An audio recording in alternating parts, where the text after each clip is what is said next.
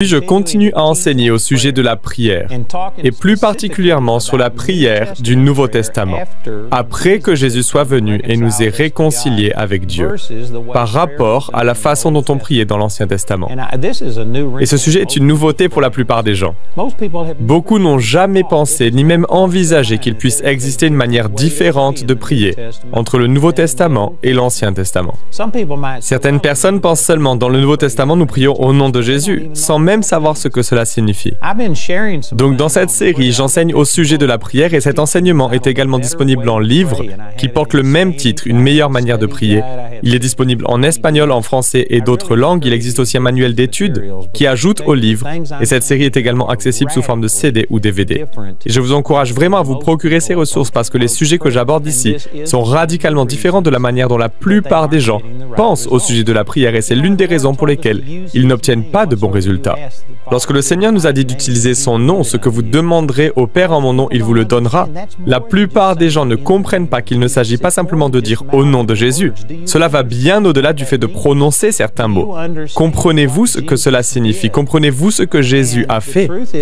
La vérité est que la plupart des gens ne le comprennent pas parce qu'ils prient exactement les mêmes prières qui étaient priées sous l'Ancienne Alliance.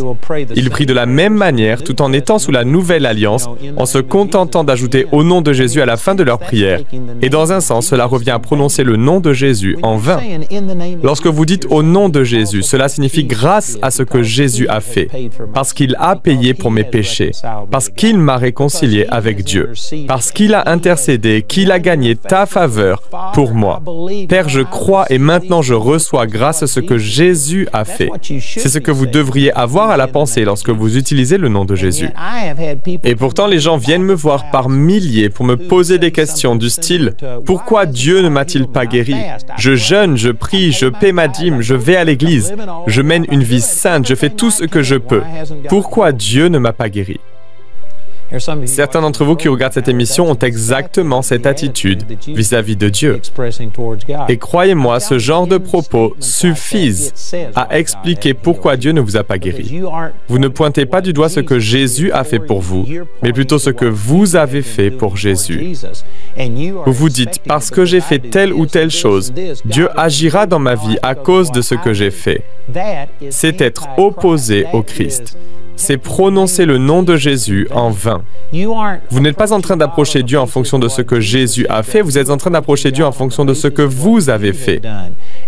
Vous plaidez auprès d'un Dieu en colère comme s'il était encore en colère. Mais la Bible nous enseigne que Jésus nous a réconciliés avec Dieu. Il n'y a plus aucune colère en Dieu envers vous parce qu'il a été apaisé par le sacrifice de Jésus. Et un chrétien du Nouveau Testament qui prie comme le faisaient les saints de l'Ancien Testament est opposé au Christ.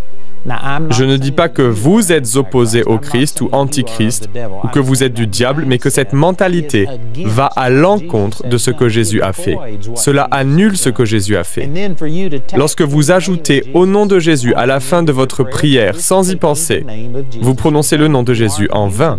Vous ne l'utilisez pas de la manière dont il devrait l'être. Vous ne saisissez pas la différence qui existe entre l'Ancien et le Nouveau Testament.